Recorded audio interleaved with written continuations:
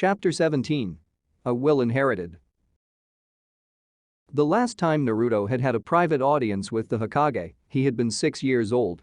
The Hokage's office had seemed immense to him then, and the Hokage himself had been an alien, untouchable figure. But as he stood before the desk once more, the room, though big, was contained, and the man had never looked as weary as he did now. "So you know the truth now," said the Hokage quietly, getting straight to the point. He was seated behind his desk. The white hat that signified his status cast shadows over his lined face. "Yes," Naruto said simply, remaining stiffly in his standing position. "Kakashi has filled me in on what he's told you, including the fact that he has suppressed the taboo seal. But there are still certain things that he has wisely decided not to tell you, or perhaps he has forgotten them himself." With his wrinkled fingers steepled against each other on the desk, the Hokage looked straight at Naruto. "For the village, I sacrificed your childhood. You must despise me." "I don't know how I feel," said Naruto, slightly taken aback by the man's directness despite himself. "All I know is that the fourth Hokage was the one who sealed the 9 tails within me. And that for this, all the villagers hate me. Kakashi-sensei told me that there was an accident when I was 6, but I recall that I was unwanted even before then. Even I do not still quite understand what happened the night the 9 tails attacked Konoha," said the Hokage heavily. "But Naruto, did you know that Konoha has controlled the 9 tails for several generations now? You are not our first Jinchuriki. We had 2 before you, and they were both Uzumaki's as well." Naruto's eyes widened by a margin. "Yes, your mother, Uzumaki Kushina, was the Jinchuriki before you." Naruto paused. "My mother, and the one single thing that most weakens a Jinchuriki's seal, that is, a Jinchuriki's most vulnerable, natural state, is when she is giving birth." The Hokage nodded at Naruto's surprised expression. "Yes, your mother risked quite a lot when she became pregnant with you. I thought Minato would be able to suppress it, but somehow it escaped. I suspect there was a third party, but we've never found any leads in that investigation. Regardless, in the aftermath, Minato and Kushina both sacrificed their lives to seal it once more within you." His face darkened. "Unfortunately, the majority of the village was not aware that Kushina was pregnant. For her and your safety, Minato and Kushina kept her pregnancy a secret. And so, to this day, they still do not understand how it escaped. I believe some people who were not familiar with Kushina may have actually believed that she had released the 9 tails itself." "What?" Naruto cut in, his brow furrowed in thought. "Why did you keep it a secret after they died then? Why not tell everyone that I was their son and that it wasn't her fault? I may be Hokage, but even I do not have the power to control people's hearts," said the Hokage heavily. "Fear and prejudice are powerful forces. Following Minato's wishes, the surname Namikaze was widely feared across the nations and may have instigated assassination attempts against you. You were given your mother's name, Uzumaki. With you being a newly born red-haired infant and having the last name Uzumaki, I'm sure anyone could have connected the dots. But inevitably, rumors were spread. You would not be able to tell given Konoha's present prosperity, but back then, it was a time of great loss and uncertainty. Many people had died, and the great fourth Hokage had even given his life to defeat the beast. It is unfortunate, but people who are grieving do not always look to reason, and you became an outlet for their pain. It didn't help that even some of the shinobi themselves held preconceived notions about Jinchuriki, helping to set off what would soon become a village-wide movement against you, Naruto." The Hokage paused. "You may not have been aware of it, but I always had at least 2 of my Anbu keep watch over you during your childhood. It was rare, but there were times they had to step in to prevent any bodily harm from happening to you." "I remember," Naruto said quietly, thinking back to the time when the Anbu had scooped him up from inside his apartment. "And yet, why didn't I step in?" The Hokage mused out loud, as if reading Naruto's mind. "Why didn't I act as a grandfatherly figure towards you? Why did I seal your memories?" Naruto nodded mutely. "When you were just an infant, I put you in the care of an Anbu retiree, your caretaker. I had resumed my duties as the village's Hokage and there were many things to take care of. I was incredibly busy, but regardless, I checked on you every now and then. You must not remember me, but it was I who bought you your first book, a book of folktales. And Kakashi was there as well, he carved you a set of wooden blocks. This may very well have continued in this pattern if another incident hadn't happened. Right before you turned 6, an anonymous organization somehow received intel on you and sent a squad to infiltrate the village and kidnap you. You were able to release some of the 9 tails power, and you slaughtered them, but you lost control and in the process killed several ninja who were at the scene as well, including your caretaker." His mouth turned dry as he rewound his memories back to the morning he had woken up on his 6th birthday to a cold, empty room. There was an immediate backlash. Civilians and ninja alike believed this only confirmed their worst fear, that the Nine Tails was taking over your conscious and would eventually be released once more. The most radical of them wanted you to be put down, but they had to be appeased with the application of a taboo seal, which is effects I believe Kakashi informed you on. The Hokage's eyes swept over Naruto's tersely set jaw and whitened knuckles and gave a slight nod. "Your feelings of anger are to be expected. Even at such a young age, you had set yourself apart as a gifted child much like your father once was. And it is clear now, from the level of self-mastery you displayed during the Chunin exams, that if we had informed you of your situation and taught you to control the Nine Tails, you would have succeeded. Yet, we treated you as an ignorant child, no, as an animal, pushing you back and forth at our slightest whims. I cannot foresee the future. I had personally inspected Minato's seal, but there were certain elements that had never been used in a Jinchuriki seal before. Knowing Minato as I did, I knew he would not have made a mistake, but there was always a feeling of unease whenever I saw you. Your red hair was a trademark of the Uzumaki clan, and your whisker-like birthmarks were a result of your receiving your mother's influence while in her womb, but at the same time, you seemed like the very image of a Nine Tails that had been reborn incarnate. And so, I gave in to the fears of an aging, feeble mind. I see that I have given you much to think about. That is all I have to say, unless you have further questions, but all I ask is that you not blame the tool that carries out the hand's bidding. You may hate me as you wish, but I hope that you will keep considering Konoha your home. The villagers have not treated you fairly. They have trampled and spat on you when they should have loved and raised you as one of their own. But believe me when I say that their actions were not out of malice for you. They were a result of fear and uncertainty, a lack of belief in those that had died for the village. However, from having personally looked over your growth through such difficulty, I can now say with a sincere heart that I believe you have the strength to overcome this." The Hokage stopped for a second to bore his gaze into Naruto's. "You must have known this for a long time now, but I have only just realized you are strong, stronger than I had once thought. While I had once seen the Nine Tails in your red hair, all I see in it now is the will of fire that burns within you." "I see," said Naruto, carefully keeping his face blank. "Then there is just one question I'd like to ask, Hokage-sama." It was the Hokage's turn to blink. Clearly, he had been expecting more of a reaction. "What seal did my father use on me, and how much control do I have over it?" The Hokage slowly nodded. "Minato sealed half of the Nine Tails within you using the 8 trigrams seal, which is a special kind of seal that allows the vessel to access the chakra of the contained beast, and the other half he sealed within himself using the Reaper Death seal, which is a seal that requires the caster's death." The Hokage paused. "I do not believe your father intended it to be a curse, Naruto. Did you know that at one point, Minato was considered the child of a prophecy and fated to change the world? Jiraiya certainly thought so. However, I believe that Minato thought that it would be you, rather, who would revolutionize this world. And so, he left you this power in order to have the ability to do so." Following the talk, the taboo seal was quickly and discreetly removed. It was a brief affair. Baring the back of his neck to the Hokage, the man made a twisting motion with an outstretched hand. There was a flash of white pain, and then there was nothing. Immediately, Naruto could feel the difference. As if a tightly contained, dense fog had suddenly been vacuumed away, the block in his mind disappeared, revealing the large tunnel he had seen earlier. For now, Naruto decided he would hold himself back from exploring it. The Hokage had warned him not to hurtle headfirst into the newly discovered sections of his memory. The influx of lost memories could confuse and overwhelm his brain and lead to possible complications. It would be better for him to let them return on their own. Over time, piece by piece, they would fall naturally back into place. As for the Nine Tails itself, Naruto hadn't yet decided how to more formally approach it.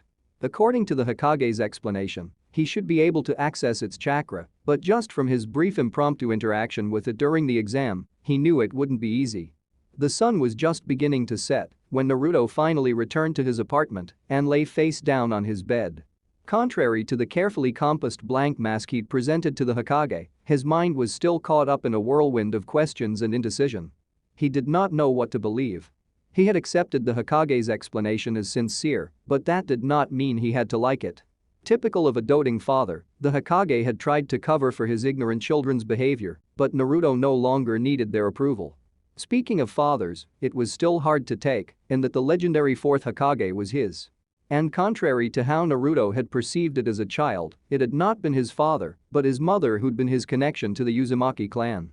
He had first felt betrayed that his parents had been the ones to seal the nine tails inside of him, but the realization that his mother had been the Jinchuriki before him took some of the sting away. The Hokage had also said that his father had hoped he would be able to harness the nine tails' power for the sake of the world and by extension, the village. Whether or not that was true, the Hokage had been laying it on a bit thick near the end. He didn't care about any of that or the will of fire. Why should he have the desire to believe, cherish and fight for the villagers when they would never do the same back for him? Naruto shifted his grudging body around and looked up at the empty ceiling. What he did want was to become strong, however, strong enough to be able to protect the people he did care about. The skies outside were dark when Naruto restlessly jumped to his feet and left the apartment. Wandering about through the marketplace which bustled with activity in the dinner rush, ignoring the looks, as always, that some of the passing villagers were giving him, he found his feet automatically moving him toward the direction of Ichiraku's, from which emanated the rich, heavy smell of ramen. Lifting the entrance flap, he saw a flash of silver as one of the sitting customers turned around to look at him. Hesitating for a brief second, Naruto made his way past a rowdy crowd and sat next to its source. "So, a miso pork ramen, large, extra garlic? The usual?" asked Ichiraku's owner, hanging over the counter. Despite the hubbub, he always seemed to be able to spot Naruto's telltale red hair. "Yes please." "Ah, that's what I forgot." From beside him, Kakashi leaned his masked face against his hand. "Extra garlic on mine too, Teuchi." "Coming right up," said the man, returning his attention to the boiling metal pots before him. As they waited for their food, they sat there quietly, letting the outside conversations wash over them like white noise. And when their ramen bowls were set before them, they tucked in, making sure to slurp loud enough for the Ichiraku owner to hear. Only once both bowls were cleared and their stomachs verging on the uncomfortably full, did Naruto finally speak up.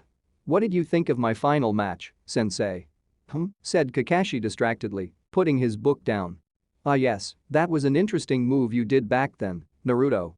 You might have gotten her too if you didn't slip up there at the end." "So you noticed," Naruto nodded. "I'd thought about it in theory, but I hadn't actually tried it before then. It was harder than I thought it'd be. What I did was, I made my chakra, you made it dense to give it power, spun it in multiple directions to give it rotation, and then merged it together to give it stability. And, you messed up at the stability step. Am I right?" Naruto blinked, and Kakashi let out a small chuckle. "Believe it or not, you're not the first person to have thought of that, Naruto. It's called the Rasengan. I'm curious though, how did you think of it? That time back in Yugakure, when you used your Rikiri, it helped me realize that there's more to jutsu than hand seals," said Naruto. "It gave me the idea of channeling a certain amount of chakra to a certain area of the body to enhance its function, and for someone like me with excessive chakra stores, I knew I could somehow utilize the destructive power of pure chakra. Though I see now that it's harder than I thought it'd be to keep it under control, I can teach you how to better stabilize it," said Kakashi, looking at Naruto. "If you let me." Naruto could sense the second question that lingered unspoken in the air, but he had already made up his mind. "Yes, sensei."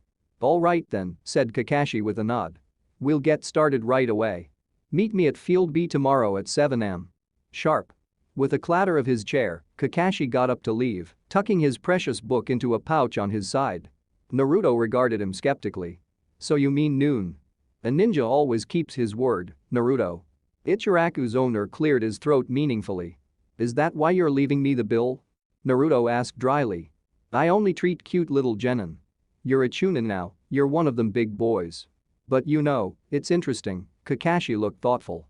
"What is?" he asked, despite himself. "Did you know that the fourth was the one who invented the Rasengan?" Through his mask, Kakashi smiled at Naruto's dumbfounded expression before disappearing in a swirl of leaves. It was a cold evening that day in Konoha. The last lights of the marketplace had expired and the remaining stragglers of the night had turned in for the night. The only movements came from the moonlight reflecting off the slightly tilting masks of the Anbu that watched over the unsuspecting village from the tiled rooftops. From below their anonymous masks, their breath came out in white wisps that quickly faded in the night air. At the base of the Hokage mountain was the Hokage's office. Heedless of the late hour, two figures stood stiffly in the dimly lit room. One was the Hokage, dressed in the white robes of his office as usual. The other was a tall, elderly man with bandages covering half his face. The way they stood was familiar, but tense. They had known each other for a very long time now, but their relationship had grown colder over the years as the difference in their opinions of how matters should be dealt had increasingly diverged. "So you told the Jinchuriki the truth," said Danzo coolly. Hiruzen tiredly folded his hands together. Naruto already knew the truth. I owed him an explanation of it at the very least. "What do you owe a Jinchuriki?" Danzo scoffed. "That was foolish of you. What if he turns against us?" "He won't," said Hiruzen. "My sources tell me the boy isn't the type to be won over with flattery and praise. No, but underneath all of that, he is still just a boy." Hiruzen turned his head to look out the window at the Hokage monument. From where he stood, it was so close he could see the cracks along the carved mountainside. "He gets along with his team, and Kakashi will treat him well. That's why I put him there. And ultimately, Konoha is his home, regardless of how he has been treated. He won't so easily turn his back on it. We'll see." With an expressionless look on his face and a curt nod of his head, Danzo left. Hiruzen watched his departure with calculating eyes. He could tell Danzo was up to something again. He would have to keep a closer eye on him. Whenever the man got that look on his face, something unexpected inevitably happened. Folding his hands behind his back, Hiruzen slowly walked over to the window on the other side of his office. From there, he could look out over the entirety of the village. It always filled his heart with warmth to see the civilians going about their daily activities, the ninja rushing around to hand in their missions or slack off at Ichiraku's, the children at the academy sparring with sweat on their brow. His gaze alighted on one particular rooftop. Its inhabitant was likely sleeping right now, but Hiruzen knew him to be one of the most gifted and hard-working genin, now chunin, in the village. In any other circumstance, the boy would have been widely praised and acknowledged for his genius and resourcefulness, but fate had not been kind to him. And yet, even so, he persevered. For the most part, Hiruzen hadn't lied to Danzo about Naruto. But there was one thing that he had said for the sole purpose of easing Danzo's paranoia, and that was that Naruto was just a boy. But he wasn't just a boy. Hiruzen may have been exaggerating at certain points at the time, but he hadn't been lying when he told Naruto that he saw a fire in him. At the moment, it was contained, but smoldering. Given time, he could see it turn into a great bonfire. He wondered though, was it really the will of fire? Or was it something else? End of chapter 17. Chapter 18. Day of Departure. Huff, huff. His lungs felt like they were on fire, and his vision was starting to blur, but the man, gritting his teeth, continued to leap across the tree branches. Dark-toned and dressed in nondescript black clothes, he blended almost perfectly into the darkness of the night.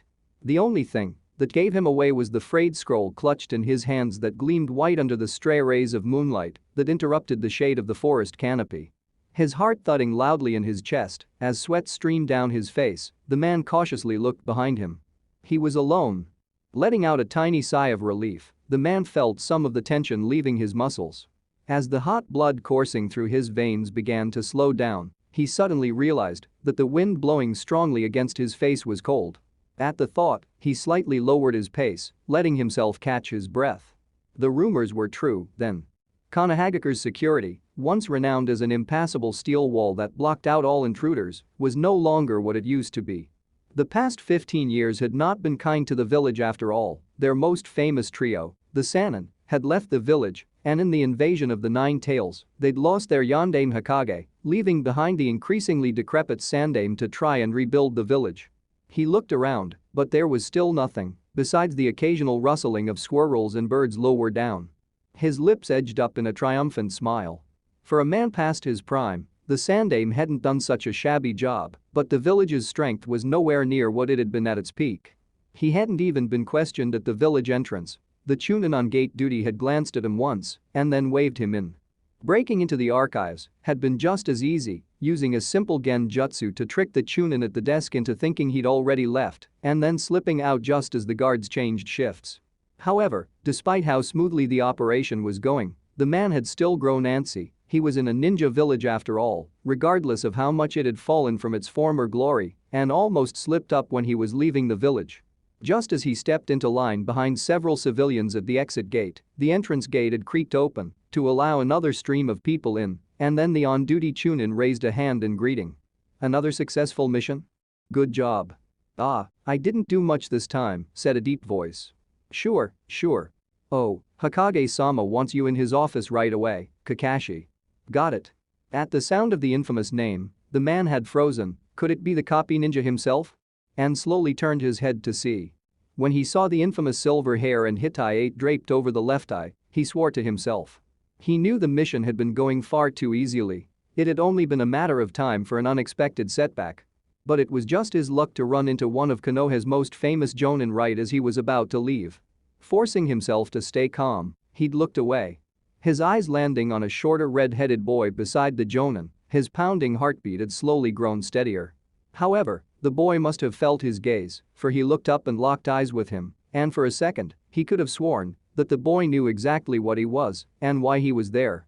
But as the man felt a cold bead of sweat drip from his temple, the boy then looked away. The duo passed by, and the Chunin waved him out, and he was home free.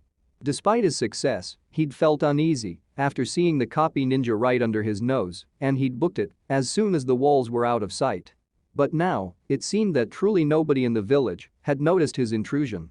And even if they did find out, it was too late now to catch up to him, since he'd taken care even in his haste to cover up his tracks. The mission had been a success, then. Jubilantly, the man looked down at the scroll in his hand. It contained some of Konoha's forbidden techniques, an increasingly valuable commodity in the black market if you knew where to look. His target was a group slowly growing in infamy called the Akatsuki that had been buying out all such village forbidden techniques at prices above their competition. If he sold it to them at a good price, he'd be able to settle his debts with enough to spare. Maybe with the extra money, he'd drop by the hot springs at Yugakure. He'd heard there had been an incident there a year or two ago, but things had been quiet since then. Surely it'd be safe now? And the food and the service there were always so good. Lots of good-looking women too. Suddenly, something heavy smashed into the back of the man's neck, and unable to react, he buckled. He'd been mid-jump, so he felt his body hang momentarily in the air before it began to limply free fall to the ground.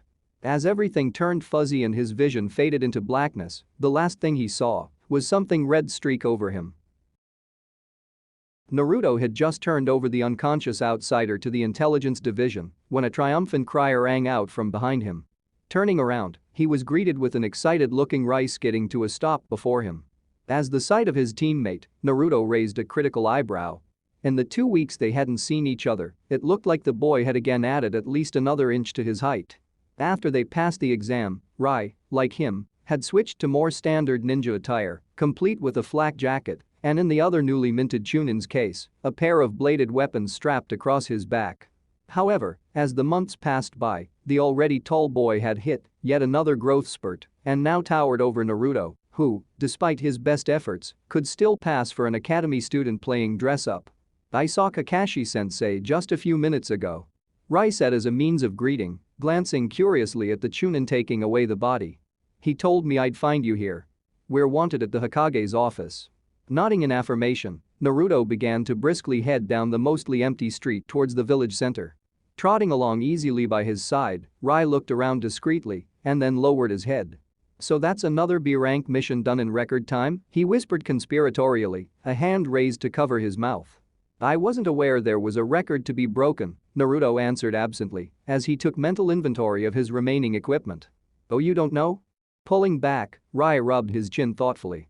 The younger Chunin keep a running bet on how much time some of the longer missions will take. The general consensus was that it'd take you and Kakashi-sensei at least 3 weeks to finish that mission with the Fire Lord's treasurer, but I had faith in you guys. "You put money on us, didn't you?" said Naruto amusedly. Rai grinned gleefully and held up 2 fingers in a victory pose. "I'll need those winnings if I don't want to be cleaned out, what with celebrating Mayu's promotion and all." "You're still celebrating?" Naruto raised his eyebrows. They'd received news of her passing the Chunin exam just before he had left for his most recent mission. "We didn't even start. We can't exactly celebrate without the entire Team 7, now can we?" Rai waved a hand dismissively. Naruto felt the corners of his mouth quirk upwards. "That's true." Smiling came easier to Naruto nowadays.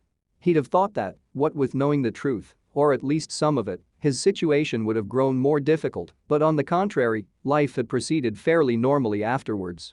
Or as normal as life could get for a ninja with the 9 tails sealed inside him, anyways.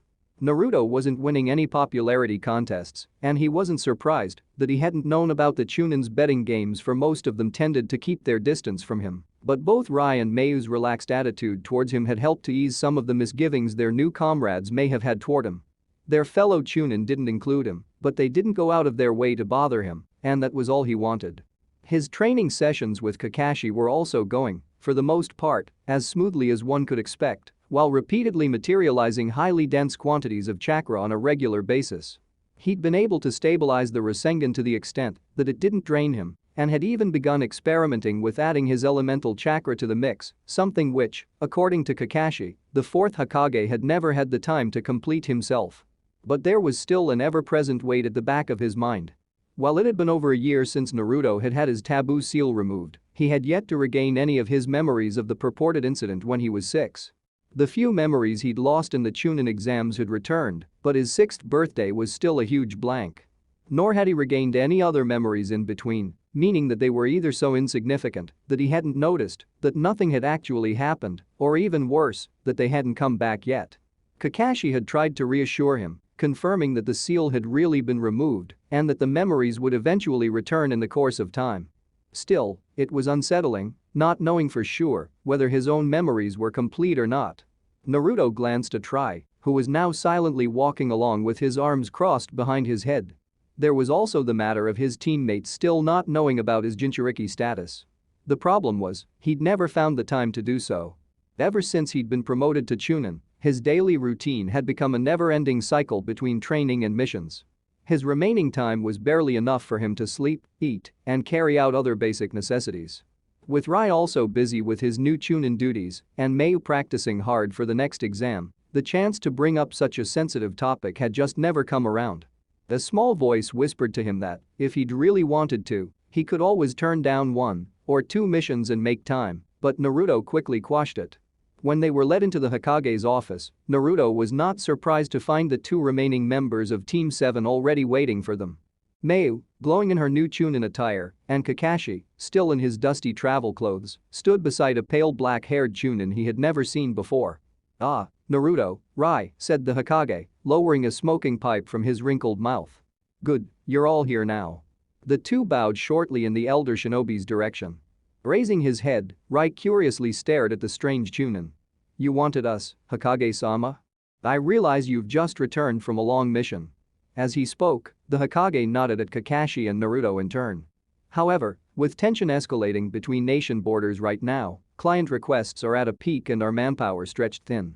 I've spoken to Kakashi, and he's agreed to accepting this next mission. But if you'd like some rest, Naruto, I am willing to let you sit out on this next mission. That will be unnecessary, Hokage-sama, said Naruto immediately.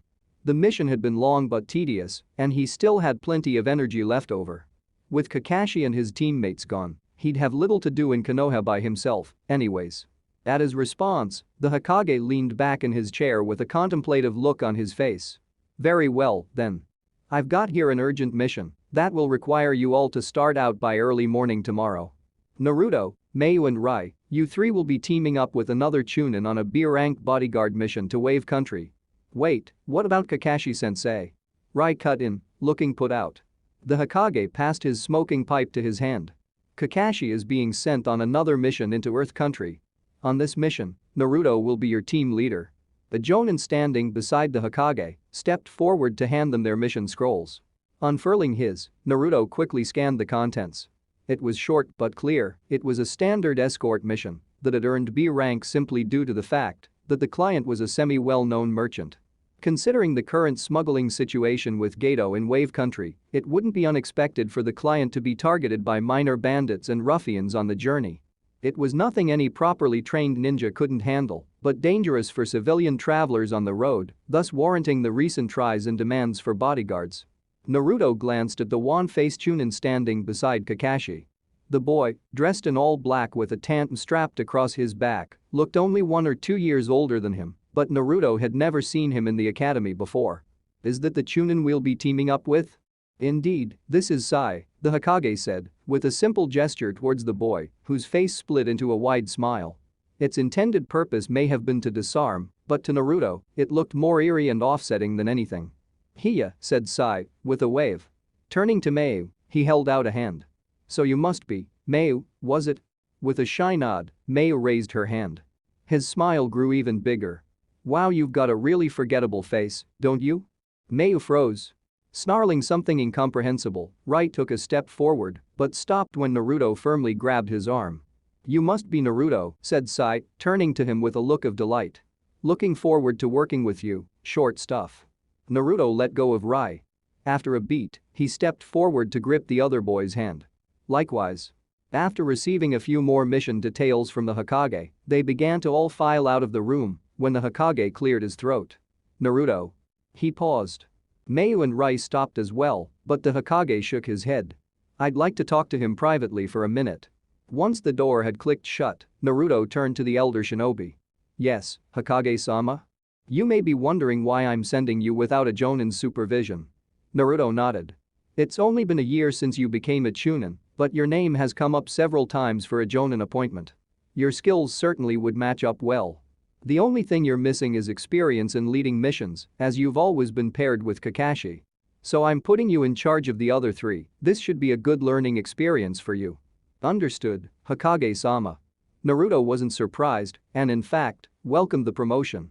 Being a Jonin would mean he would get more challenging missions, have higher clearance in the archives, and best of all, he wouldn't have to report to anyone besides the Hokage. "Naturally, my council is not pleased with my decision to grant you more autonomy, but they've grudgingly acknowledged your good work this past year. However, they pushed me to add this Sai to your team, and I saw no reason to deny them, but I want you to always be aware that his role is to be their watchdog and to report back to them anything he learns about you. I assume you know what this means." "Yes, sir." Clearly, the Hokage wanted Naruto to gather information on Sai at the same time he was being observed.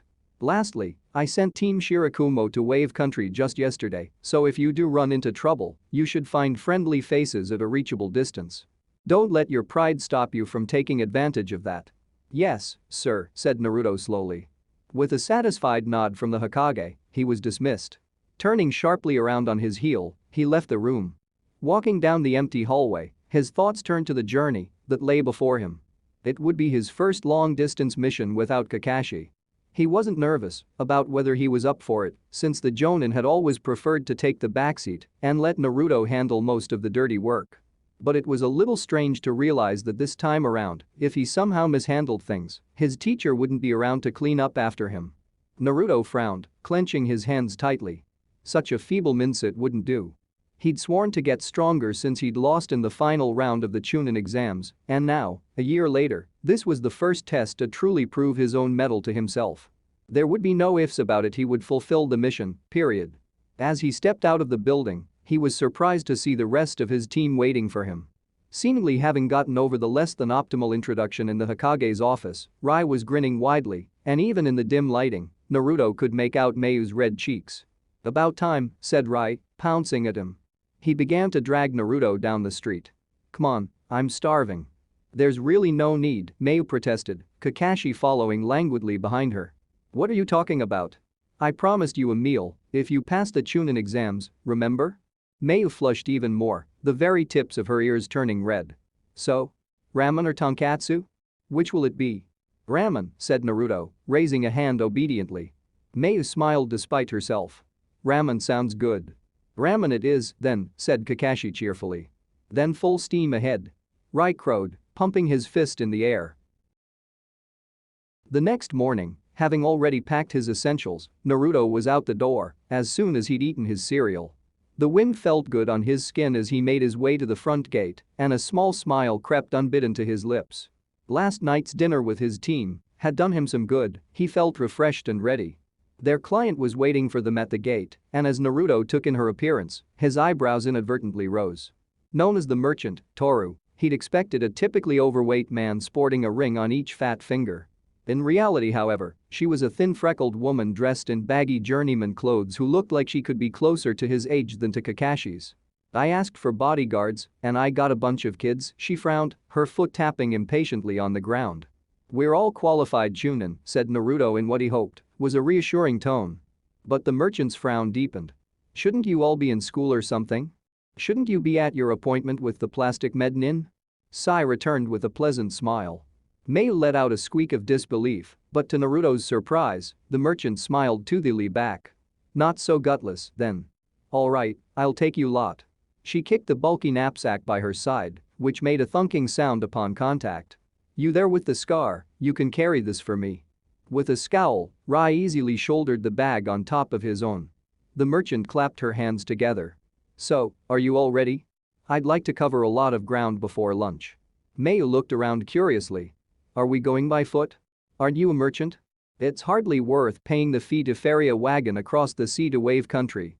And besides, I've got all my goods right here." The merchant gestured towards the bag Rai was now holding. From the sound it had made when she'd kicked it, it was a wooden box, but the contents were a mystery as far as Naruto was concerned. Not that it mattered, Toru was known to be a supplier of an eclectic variety of goods, ranging from precious jewels to dusty tomes, but all his mission required of him was to take her in one piece to Wave Country. "Come on then, let's get moving." Taking surprisingly large strides, the merchant began to head toward the opening gates. Hefting his bag higher on his shoulder, Naruto followed, the others right at his heel. Idly seated on top of a tree branch, Kakashi put his book down as he watched from afar Naruto and the rest of his team leaving the village. He'd be leaving too, in about half a day, to follow them. What the Hokage had said about his going on a mission to Earth Country had been a nice bit of misdirection, both for Naruto and for Danzo's little spy's sake, but his real mission had been to trail Naruto's team. The Hokage was obviously making a big show out of showing Naruto that he had trust in him and had told Kakashi it was for the sake of observing Naruto's leadership ability, but he knew, and the Hokage knew that he knew, that the reality was that he could not afford to have their Jinchuriki running around in unknown territory unsupervised. Kakashi had agreed because he'd felt uneasy about leaving Naruto alone with a member of Root, but despite himself, he felt a tweak of guilt at the thought of deceiving his student. All the more reason not to get caught, he supposed. "It's been a while since we last went to the hot springs like this," Rai remarked, a note of wistfulness evident in his tone as they peered up at the wooden sign. It had been a week since they had headed out, and although they had made several stops here and there at various cities, they'd made good time with only a few minor scuffles. They had reached the border of Fire Country around noon at the end of the 7th day, and since the boats that ferried people to the land of waves only operated in the morning, they had turned in early for the day. As a treat, the merchant, who'd turned out to be a shrewd but mostly friendly sort of person, was letting them stay at a traditional type inn, complete with yukata and hot springs. It promised to be an experience not unlike that of Yugakura from 2 years ago, but this time, hopefully without the crazed renegade ninja. Waving goodbye to Mayu and the merchant, Naruto and the other two boys made their way to the men's section. Stripping down and scrubbing themselves in the bath, they then dipped down in the bubbling water of the hot springs. The only other occupants were a scattered number of elderly men and a father with his young son in the shallow end. He couldn't completely rule them out as potential assailants, of course, but he didn't think he needed to be on high alert. Judging by the looks of it, the pair in the opposite end couldn't have had more than a handful's amount of teeth between the two of them. But more importantly, their hands, which were resting along the wall, looked unscarred and relatively uncalloused. They were hardly that of a ninja used to a lifetime of handling weapons. His soaked towel resting on his head, Naruto relaxed, feeling some of the tension leave his muscles. Beside him, Rai let out a contented sigh. "Remember when we tried to make Kakashi-sensei take his mask off?" His arms behind his head, Rai leaned back against the stone wall of the tub. "Man, it feels like forever ago. And we never did figure out what he looks like." "I've seen it," said Naruto casually. With a splash, Rai's towel fell into the water as he incredulously leaped to his feet. "What? How?" "We were on a mission together, and I walked in on him brushing his teeth one morning," he explained to the other boys' astonishment. "So?" Rai prodded him. "What did he look like? Did he have a huge scar? Was he ugly?" "Now you're just talking about yourself," Sai interjected with a placid smile. Some of the eagerness fading from his face, Rai shot him a nasty look. "I wasn't talking to you, you pasty little, can you sit down? Your dick's hanging in my face." Turning red, Rai opened his mouth, but Naruto reached up and gave his arm a warning squeeze. After a pause, looking disgruntled, Rai nevertheless sat back down with a splash. After a few more minutes of soaking in the hot water, Naruto excused himself, leaving the two boys glaring daggers at each other, or rather, Rai was, while Sai continued to smile amiably at nothing in particular. Changing into a yukata that the inn had provided, he covered his wet hair in a towel and left to take a cursory look around the inn's grounds. It was then that he noticed someone hunched over in front of the wooden fence that separated the men's bath from the women's bath. It was a large man with shaggy white hair cascading down his back. He was peering through a small crack in between the slats of the fence and laughing delightedly to himself. What caught Naruto's eye, however, was the large scroll strapped to the man's back. He couldn't be sure, but it looked like a summoning scroll.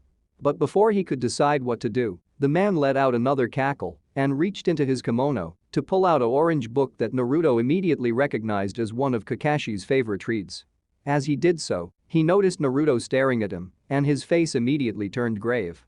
Holding up a finger to his mouth, he made a slitting motion across his throat in a clear promise of death. The man then returned his undivided attention to the spectacle that lay beyond the fence. After a pause, Naruto walked past.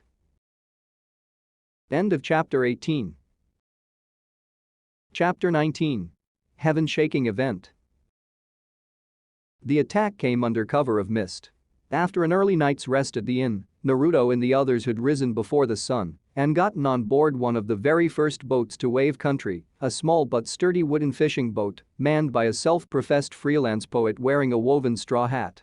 The fog grew steadily thicker as they approached the small island country, and the only sound Naruto could hear was the rhythmic sloshing of the oar as it sliced through the water's surface, made opaque by the reflection of the overcast mist. The conversation, which had been scant to begin with, had all but died down in the face of the gray morning. Rai had fallen asleep again, and even as Naruto watched, a trickle of drool silently made its way down the side of his face. It was just as well that Rai had been sitting next to Toru, for just as Naruto reached out to shake the other boy awake, a pair of pale slimy hands shot out from outside the boat and seized the merchant by the shoulders. A look of shock and then fear flashing in quick succession across her face, she mutely toppled backwards, breaking the surface of the water with a loud splash. While Mayu and Sai jumped to their feet, with a yelp, the boatman ducked behind them. Naruto managed to lean across Rai in time to grab her ankle with his already outstretched hand. Before he could lose his grip or be pulled over himself, he dug his elbow into Rai's chest and planting his feet against a wall of the boat, he pulled back, feeling the strain in his arms immediately.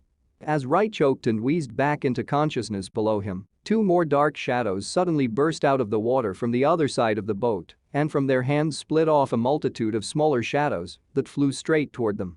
Mayu and Sai, with a kunai in each hand, hovered protectively in wait. "Rai!"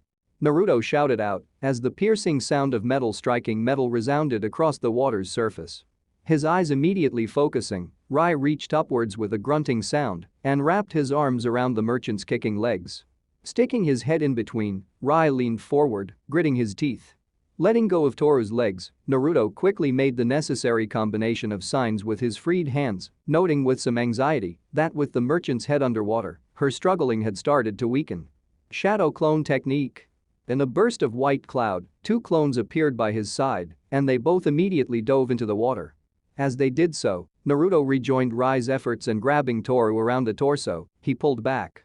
After a few seconds, with his clones keeping the underwater assailant busy, the opposing pull on the other end suddenly gave way, and as they fell backwards, the merchant's head resurfaced with a wet gasp.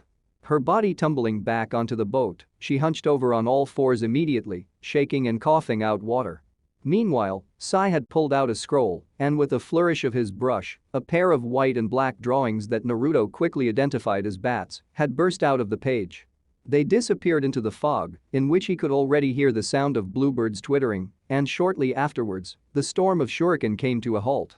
Wind release, gale. A strong wind swept into existence, sweeping away the fog surrounding the boat and revealing nothing but a recently disturbed surface. As if in response, Naruto's two clones popped their heads above the water, and as he dispelled them and gained their memories, he let out a sigh. They got away, he told the others, though it was mainly for the merchant's benefit. Mayu's bluebirds had already returned and were perched on her shoulders, pecking lightly at her nape. "They were ninja, weren't they?" Rai said, his eyes narrowing.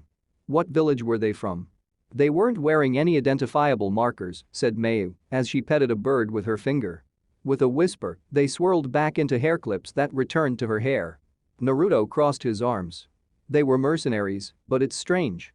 They were a cut above the ones that have attacked us before. He broke off at the sound of strangled coughing. Naruto turned to see Toru on all fours again. Water and bile were dripping from her mouth. "Toru-san. Are you alright?" asked Mayu, rushing over to the woman's side. "I'm fine," said Toru weakly, her face still pale. Naruto noticed that near her collarbone was a sizable hand-shaped bruise that was already growing purple. Naruto turned toward the boatman. "How far are we from our destination?" "I'm fine," I said, Toru insisted, even as she bent over the side of the boat, making a gagging sound. "We're not that far from port," the boatman offered helplessly. "So long as we aren't attacked again, we should see land in 2 hours." "She's a civilian, a head wound like that needs to be looked at immediately," said Mayu, shaking her head. Naruto's gaze shot back to Toru, and he immediately spotted the blood on her scalp. Hesitantly, he opened his mouth. Rai stood up. "I can carry her and run the rest of the way. I was the least useful in that fight. Might as well show my worth now." "Aha, so you do have some sense of self-awareness," said Sai, with an indulging smile. "Your development isn't as regressive as I feared, but still, futile. Your carrying her would jostle her skull and make it even worse. You got a better idea then?" Rai demanded, but Sai had already pulled out his scroll once more. Dipping a brush in ink, his hand blurred across the page, and a large black and white bird was soon unfurling its wings before them. Sai clambered onto its back, and Rai and Naruto carefully picked up the merchant, who was now too weak to protest, and laid her behind him. Sai quickly drew something on his scroll, and this time, a long snake burst into existence, which he used like a rope to fasten Toru into position behind him. "Please don't get killed on the way back now," said Sai, as the bird rose into the air. "There'd be too much paperwork to do by myself." Just before they reached shore, a black and white fish popped its head out of the water, and when Naruto opened an empty scroll, it turned into black calligraphy that seeped into the page. "They're at the house of an acquaintance," Naruto read off the message. "There'll be someone waiting for us nearby the bridge." "A bridge?" Rai repeated skeptically. "What's an itty-bitty little place like that need a bridge for?" "It isn't a complete bridge," the boatman said, pausing his rowing to adjust his straw hat. "Tazuna is building a bridge to connect wave country to fire country." "That'd put you out of a job, wouldn't it?" said Rai, in a rare moment of astuteness. The boatman shrugged. "This is only one of my many jobs. If there was a bridge to connect our country to fire country, our economy would improve and other opportunities would open up. And Gato wouldn't like that, would he?" Naruto said. The boatman shook his head. "Gato? Like the shipping magnate?" Rai said incredulously. "Then were the ones who attacked us earlier Gato's men?" Mayu asked in a hushed voice. "It's not impossible. But why would he specifically target a common merchant with barely anything in her hands?" Naruto looked down at Toru's knapsack, which had been left behind. As a B-rank mission, he'd expected some tussles along the way of course, but that recent attack had been different. It had been planned ahead of time, and the fact that they had been able to attack and slip away so easily showed that they weren't ordinary mercenaries. But as he had voiced aloud, the question was, why would they target their client? Was Toru somehow involved with the bridge? When he realized that no one had answered his question yet, Naruto looked up and saw immediately what had silenced everyone. From the thick fog which had been obstructing much of their view, a gigantic uncompleted bridge had suddenly emerged. It towered above them as their boat quietly slipped between its legs. Coming down from far above, Naruto could hear the distant sounds of hammering and clanging. When Naruto and the others finally stepped on dock, they immediately spotted Sai, who was seated along the water's edge, drawing something in a small notebook. They waved goodbye to the boatman, who tipped his hat in farewell before rowing away. "That took a while," said Sai, closing the notebook shut and climbing to his feet. "I was beginning to wonder whether I should be ordering extra coffins." When Mayu's face paled and her mouth opened, he smiled. "Just kidding. The merchant is doing fine. She just needs some rest." With that, they began to follow Sai along a dusty but well-trodden path that led away from the bridge. The mist dwindled rapidly as they got further away from the waterside, and soon, they were walking past a rickety rotting sign and into a settlement with rows of wooden buildings alongside a thin river that cut through its middle. The paint on the rooftops looked like they could have been bright once, but had dulled and chipped away, while some buildings were not even graced with a rooftop and were instead covered with what looked like cotton sails. Most of the buildings were short, as if clinging to the ground, but at their center was one tall building which spiraled out to a watch post at its tip. The streets were busy, but not with the hubbub of an afternoon market. The majority of the people there were walking along dejectedly in their straw hats, looking as if they had nothing else to do. Some wore sandwich signs that advertised their willingness for any type of job, while others dazedly lay sprawled out along the sides of the street with a half-empty bottle in their hands. Mayu stopped at one point when they passed by a group of small children sitting hunched over against a wall, but was pulled away by Rai.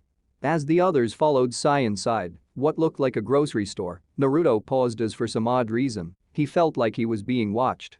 Then, his hand whipped out and firmly grabbed the wrist of a bony man whose hand had been straying too close to the bag on his back.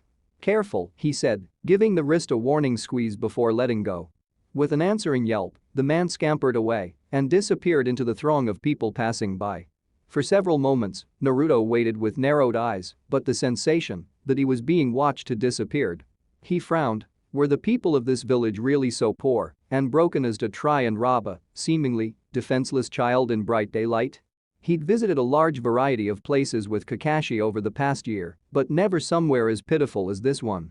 The store's bell clanged as Naruto entered, and he'd barely been able to take in the scarcity of the nearly empty shelves before he realized that his teammates were talking to a bespectacled old man with a towel wrapped around his neck and a girl in an eye-catching red kippao. She looked vaguely familiar with her long pink hair, and she was wearing a leaf hit I-8 like a hair band. "Ah, and there's our team leader," said Rai, gesturing toward him. The old man raised an eyebrow, clearly unimpressed. "I don't think I even saw this many kids in the entire village while I was there," he said exasperatedly, though not unpleasantly. "You ninjas sure start out young." "Who are you?" asked Naruto, looking curiously at the odd pair. "I'm Tazuna, master bridge builder," said the old man, tipping his straw hat with some pride. Naruto nodded, his thoughts turning to the bridge they'd seen as they docked. "I'm Sakura. I'm here with Team Shirakumo," said the girl, and Naruto nodded again, remembering that the Hokage had told him about them. Her eyes flitted to the leaf hit I-8 on their foreheads and lit up. "So you four are all from Konoha too, huh?" She scanned their faces and, to Naruto's surprise, paused at his. A look of recognition flashed across her face. "Oh, I remember you. You were in my class for a bit, weren't you? At the academy? The quiet one?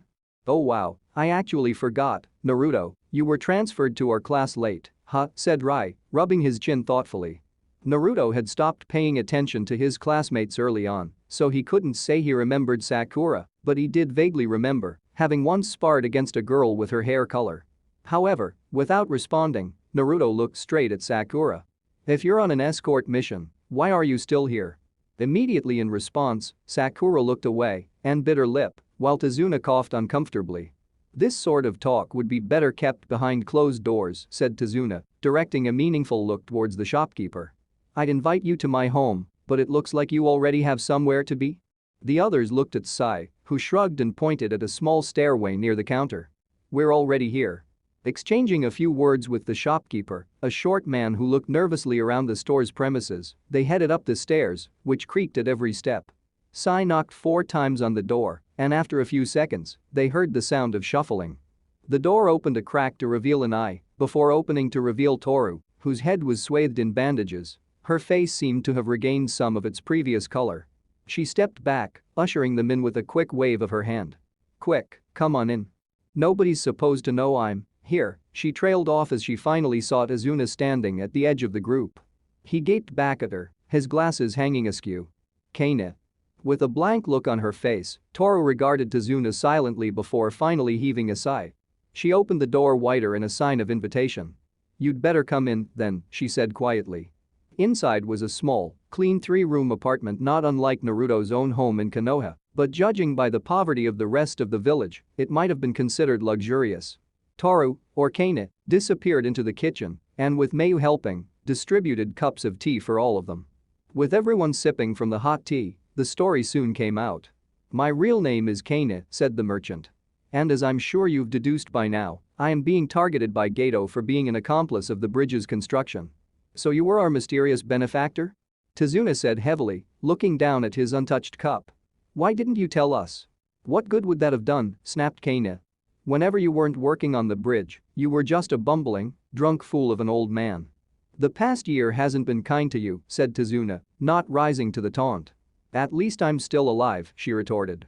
Which is better than what I can say about my dear brother. There was a pregnant pause. While Sai appeared to be gazing at the design of the teacups with some fascination, Sakura and Mayu stared wide-eyed at the hard-faced merchant woman. Rai uncomfortably gulped down his tea, and Naruto followed suit, taking his first sip of the drink. It was bitter. You are angry with me, said Tazuna at last. For being alive. Kaina's head snapped back, as if she'd been slapped. Why would I be? You wish I'd been the one executed instead of Kaiza, said Tazuna. This time, it was Kaina's turn to be silent. Who's Kaiza? Asked Sakura awkwardly, raising a hand as if she were in class. The hero of this city, Tazuna answered, and at the same time, Kaina said, my brother. Kane's mouth thinned into a single line, and Tazuna took off his glasses to wipe it with his sleeve before continuing. He married my daughter and became my grandson Inari's father. They were like a true father and son, and inseparable, but when Geto took over, he stood up to them. And for that, he was executed in front of everyone. Kaiza was the bravest man I ever knew and died because of it. My brother wasn't brave, sneered Kaina, her hands visibly tightening over her cup. He couldn't protect his first family, so he ran away to Wave Country and thought he'd redeem himself by playing at being a hero, only to get killed, but I suppose compared to you, he was brave. She raised her eyes aggressively toward the older man. He didn't cower behind a fence, watching as an innocent man got murdered. He didn't sit complacently at home, drinking himself silly and venturing out only when someone gave him some coin. He wasn't brave, but he wasn't a coward like you. That's not true. Sakura burst out angrily. Even though it was dangerous, Tazuna-san came all the way to Fire Country. On the way to Wave Country, we even got attacked by a missing nin named Zabuza. Naruto's eyes widened, and from beside him, Rai spit out a mouthful of tea. A missing nin? Mayu repeated, growing pale. Naruto didn't recognize the name, but by principle, all missing nin were dangerous. Any ninja who could leave their village without being caught by their village's hunter nin had to be at least Jonin level. Sakura jumped to her feet, looking upset. Even Shirakumo-sensei got injured during the battle. But after all that, Tazuna-san went right back to the bridge to continue working on it. Another man quit today, but he still isn't giving up. That's all right, Sakura, said Tazuna, though he looked rather touched. What Kaina is saying isn't wrong. If you can realize that, then I have nothing else to say to you, said Kaina, white-faced. Please leave. At her words, Tazuna's form sagged, making him look even older than he had before. But without protest, he nodded. Leaving his tea still untouched, he reached for his straw hat, which he had hung neatly on a chair. He paused before the door. Thank you for your funding, Kaina. If this bridge is completed, this city, no, the entire country will be in debt to you. With a nod to Naruto and the others, he left. Shooting them a final pleading look, Sakura followed him. Several minutes after the door had closed shut, Naruto got to his feet. Keeping his voice neutral, he said, well, we have to get going now. I apologize for your injury, but if you want to file any complaints about our work, you'll have to contact our village by post. Mayu and Rai jumped at his words. Slowly shaking her head, Kaina reached into her pocket to pull out a handful of coins. No, your work was satisfactory. This should cover your passage back to Konoha. She averted her gaze. Thank you for escorting me here. I wouldn't have made it without you kids. Rai hurried to drain the rest of his tea, and the rest rose to their feet. After a few murmured farewells, they left the apartment. Hey, Naruto, said Rai hesitantly, as the store's bell clanged behind them. He looked up at the building with a troubled expression. Can we really just leave it like this? Naruto glanced back. Our mission was to escort her to Wave Country. There was nothing about staying here and helping her clean up her life. I guess you're right, said Rai, his face clearing up. It's not like we could do much about it, anyways. They began to walk away, but a few seconds later, Naruto stopped, realizing that Mayu hadn't moved. She was picking at the tail of her hair in the way she did when she was anxious about something, and her eyes seemed fixed on something. Following her gaze, he saw that she was staring straight at a small, hungry-looking girl begging for food on the other side of the street. Naruto suppressed a sigh. Mayu, Rai started, but she suddenly put up a hand, silencing him. You heard what Sakura said, Mayu said quietly. Their sensei, Shirakumo-sensei, is injured. That's probably why they're still here. Can we really just go without helping them? They're from Konoha too. So this isn't about the orphans at all, Rai said sarcastically, crossing his arms. Or about Tazuna and that mess with Gato. Mayu turned pink. So what if it is? We're ninja, not philanthropists, Rai hissed. Sai drew in a sharp breath, and they all automatically turned toward him. Did you sense something? Naruto asked, looking around. The feeling that he was being watched had returned, but there were too many people milling around for him to pinpoint the source. Sai shrugged. I was just taken aback that he knew such a big word, but you should probably stop talking so loudly about all this. We're drawing attention to ourselves. Before Rai could retort something back, Naruto put a hand on his shoulder. Sai's right about people watching. Calm down. He turned to Mayu and lowered his voice. But Rai is right too. We're not philanthropists. Our mission's complete. We don't know anything about the situation besides what we've just heard from two biased sources, and there's little we can do about it. Involving ourselves would mean involving Konoha in a foreign territorial dispute, and the village would lose face with clients. In truth, Naruto couldn't care less about the village's reputation, but he figured playing to Mayu's sense of loyalty would have more effect than the real reason why he wanted to leave. There was the desire to quickly return to Konoha and rack up points for another successfully completed mission, but more than that, this seaside city made him uneasy. It could have been the way he kept feeling like he was being watched, or it could have been the dead look in everyone's eyes, but whatever the source was, Naruto had been itching to leave as soon as he'd set foot in the city.